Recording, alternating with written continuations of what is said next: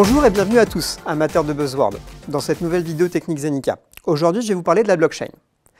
La blockchain, c'est un sujet très à la mode et c'est la réputation d'être complexe. Cependant, je vais vous montrer que c'est vraiment pas si compliqué à aborder. En premier lieu, il faut voir la blockchain comme une base de données.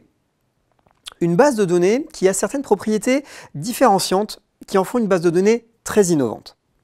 La première de ces propriétés, c'est qu'elle est entièrement décentralisée. C'est une base de données peer-to-peer et tous les nœuds de la blockchain vont contenir en local l'intégralité de la base de données et vont avoir le moyen de communiquer entre eux.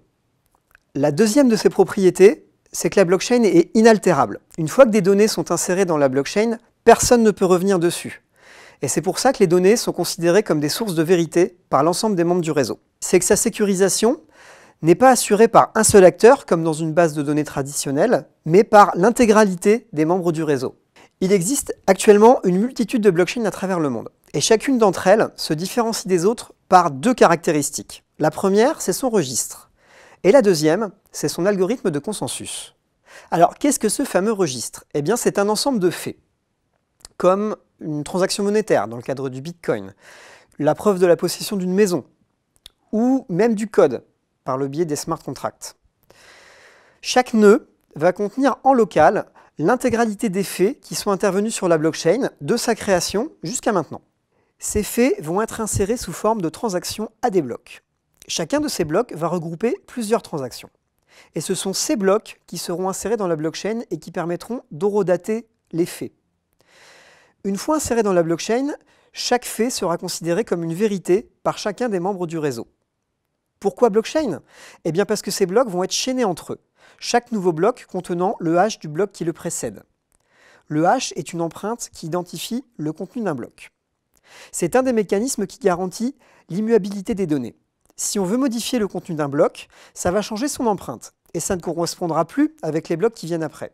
Et ça, tous les autres utilisateurs pourront facilement s'en rendre compte. Voici donc comment est structurée notre base de faits. La difficulté, quand on a une base de données de ce type, où tout le monde a les mêmes informations en local à un instant T, c'est qu'il va falloir ordonnancer des transactions qui arrivent d'un peu partout sur la planète, dans n'importe quel ordre, avec des transactions qui ne sont pas forcément tout le temps honnêtes. Eh bien, il faut un mécanisme qui permette d'ordonnancer ces transactions et de vérifier l'honnêteté des gens qui les envoient. Ce mécanisme, c'est l'algorithme de consensus. Cet algorithme de consensus, à un intervalle donné, va permettre d'élire un nouveau bloc à ajouter à la fin de la blockchain. Deux types d'algorithmes de consensus prédominent actuellement. La proof of work, ou preuve de travail, est un algorithme de consensus basé sur des machines spéciales du réseau, appelées les mineurs, qui sont rémunérés par le système pour le sécuriser et insérer les blocs. Pour cela, chaque mineur propose un bloc candidat et doit être le premier à craquer un puzzle cryptographique. S'il y arrive, il va pouvoir insérer son bloc dans la blockchain. C'est très sécurisé, mais c'est aussi très cher et polluant, car il nécessite beaucoup de serveurs et beaucoup d'énergie pour pouvoir fonctionner. Pour pallier aux gros défauts de la proof of work, un algorithme de consensus est apparu qui s'appelle la proof of stake ou preuve d'enjeu. Dans cet algorithme de consensus, des validateurs vont placer une partie de leur argent pour gagner le droit d'élire les prochains blocs à être insérés au sein de la blockchain. Cet algorithme de consensus est jusqu'à 1000 fois moins énergivore que la proof of work. Cependant, il y a encore quelques problèmes de sécurité et c'est en work in progress sur la plupart des blockchains. Ça reste l'algorithme de consensus qui prédomine sur les nouvelles blockchains. Pourquoi la blockchain fait autant le buzz? Parce que c'est une technologie qui va permettre de supprimer des tiers de confiance ou des intermédiaires. Les champs d'application sont énormes.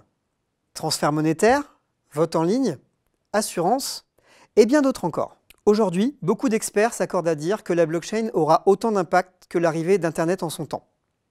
Plus de 800 crypto-monnaies existent à ce jour. Ne manquez surtout pas la prochaine vidéo sur les cas d'usage de la blockchain.